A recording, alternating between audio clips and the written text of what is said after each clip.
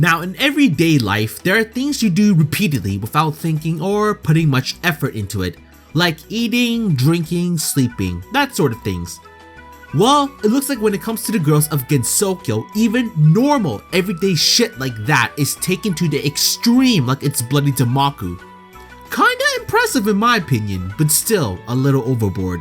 Hello, Magi here, and welcome back to another episode of Top 10 Lists.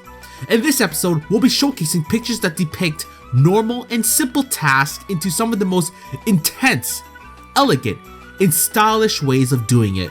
So without further ado, let's begin the top 10 mundane made awesome Touhou pictures. Number 10.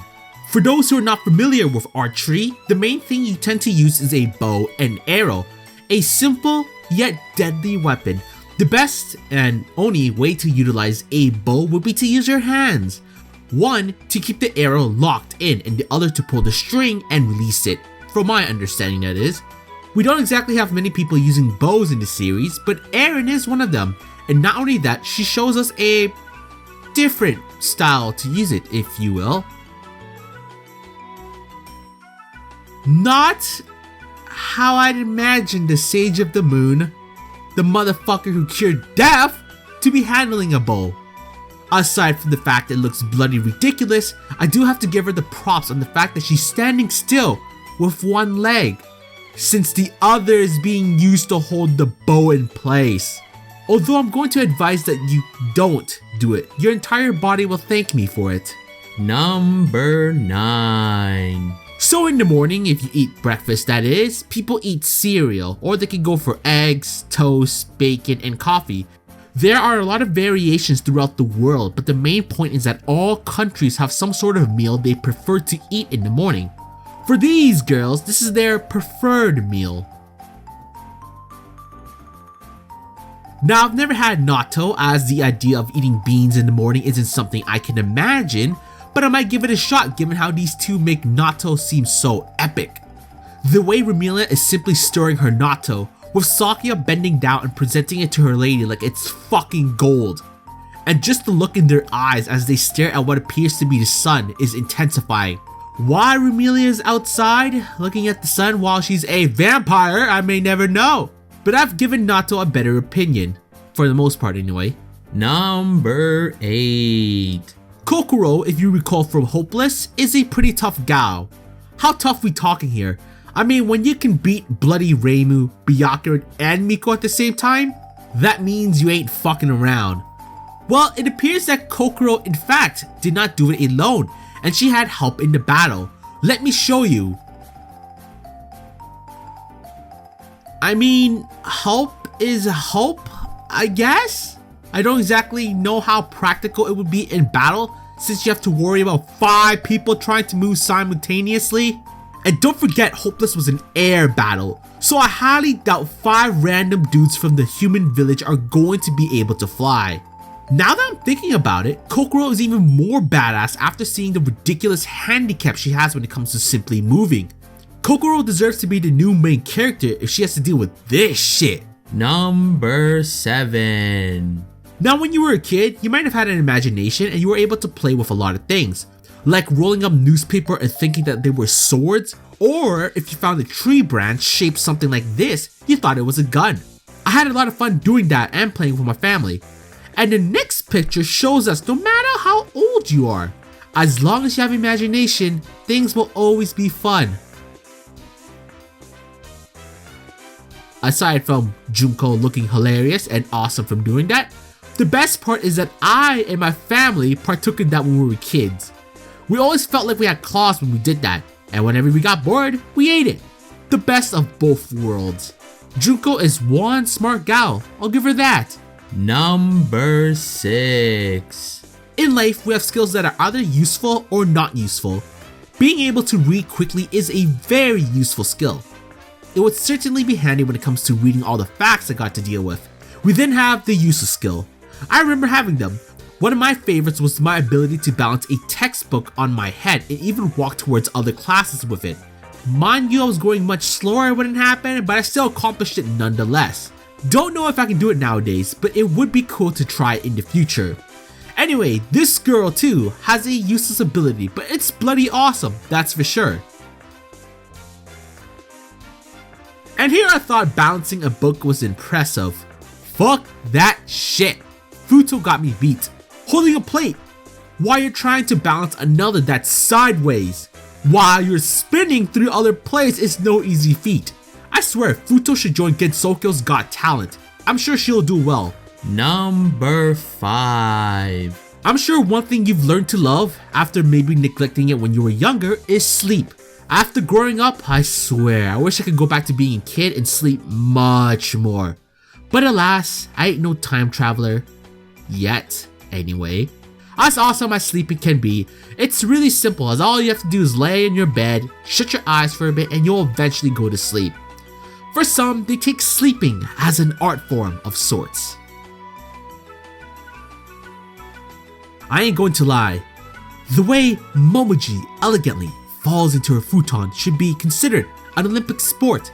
The way she poses herself gracefully in the beginning, to her next position as she relaxes her body to the perfect form, and when she hits the bed, the look of pure and unbeatable bliss.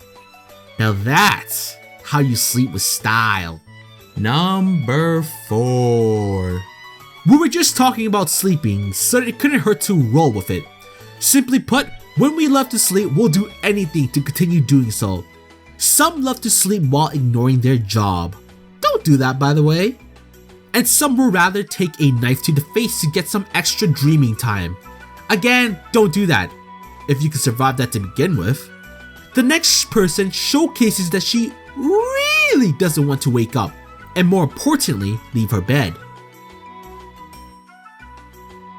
If anything, you gotta praise Kaguya on her sheer determination and wanting to remain on her bed. And let's not forget she's hanging upside down while clinging to her bed. Could you imagine the muscle strength she would need to remain stuck on her bed with both her hand and feet? Who was she taught by? Spider-Man? It must suck having to be in Raisin's position. Imagine waking up every day having to deal with Kaguya and her shit. Not a pleasant experience, I can imagine. Number 3. Cleaning may not be your favorite thing to do, and I can agree to that, but it's something we all must do if we want to keep our place to be clean and tidy. And trust me, you wouldn't want to see my room messy when it comes to recording. For some, they do so because it's their job, which gets my highest praise. And not a job I could handle really well, I know that. But somehow they can make even cleaning look intense and cool. Sakuya was so good at her job that Mei Ling and Romelia had to clap to Sakuya's impressive feat. But to be fair, she did all that so she could find her watch, which is understandable. Fortunately, we know who the bloody culprit is. No pun intended. Flandre, I hope you're prepared if Sakuya finds out. Number 2. Sometimes the day hits you hard for whatever reason. Maybe you spill some drink on your clothes on your way to work, or you get into an accident and wreck your ride. After a while, if a chain of bad events continually happen, you might simply not give a fuck at that point, which would be fair given the circumstances. Now let me show you a person who would be a good candidate for the definition of no fucks given.